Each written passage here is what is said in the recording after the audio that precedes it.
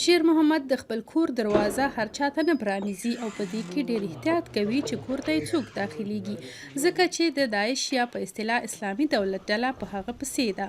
کابو څلور کاله شیر محمد د داعش جنګیالي و. هغه 18 کلن و چې دې ډلې ته جذب شو. د هغه وخت په عکسونو کې د ماشوم ښکاري. په خبره یې هغه وخت د کلي ټول هلکان له داعش سره یو ځای شوي وو.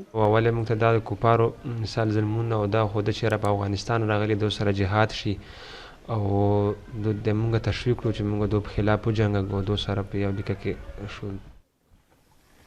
د ننګرهار په غرونو کې درې اړخونه یو بل سره په جګړه بوخت دي.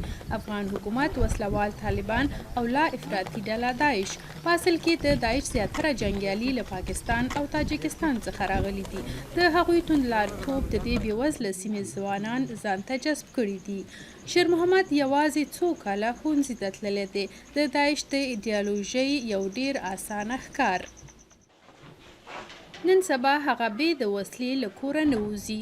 هغه له داعشه تښتېدلی نو له همدې کبله خاین ګڼل کیږي. د داعش مشرانو هغه پر ملکیانو ظلمونو ته مجبوراو. دا چې هغه دقیقا څه کړي دي وایي نیول، خو وایي چې وجدان یې ورته د هغه څه د زغملو اجازه نه ورکوله. خو ولې نه هېرېدو، ولې نه هغو چې موږ هېر کړي وې موږ یې لالولو وژلي یې موږ، خو چاره نه وه، بس بل چا څه چاره نه وه. موږ وروتو زړه مونیو خو الله مهربانه شو هغو ته په لاس ورنغلو.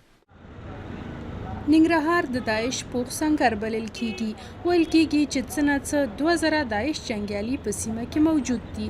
په ښار کې هم د دې ډلې د وروستیو بریدونو ورانکارۍ لیدل کیږي. دلته اکثره خلک له داعش وسلوالو ویره لري، خو یو شمیر ناراضي افغانان وار په وار له دې ډلې سره یو ځای کیږي. په تیره له هغه راهیسې چې طالبان د سولې له هلو ځلو سره یو ځای شوي دي. طالبانو په ولکه کې وي دولت طالبان مات نه کړل، داعش جګ شو، طالبان یې مات کړل. کله چې د امریکای تړون په قطر کې د طالبانو سره کېږي فیصله داسې وشوله چې د طالب نه په صفت یو بلیک واټر استعمال کړي. شیر محمد نن سبا د ولسي پاڅون کوونکو غړی دی. له حکومتي ځواکونو سره په ګډه هغه دا کلی د داعش له خپلو پخوانیو همسنګرو څخه ساتي. د افغانستان جګړه پرته له کومه خنډه لا ادامه لري. نه بس مونږ کوشش کوو چې هغو له ژوندي په لاس ورنشو، موږ سره جنګېږو چې ګیرم که خامخا هغو موږ وژني لالی نورو خلکو په شان دی. دا جنګیالي ټول یې ځوانان دي او بې له جګړې او ترهګرۍ یې هیڅ نه دي لیدلي. تر اوسه یې پرته له جګړې بل کسب نه دی کړی. هغه افغانستان چې دوی پیژني له 40 کلونو راهیسې همداسې دی. دوی لا تصور نشي کولی چې زر د یو بدلون رامنځته شي.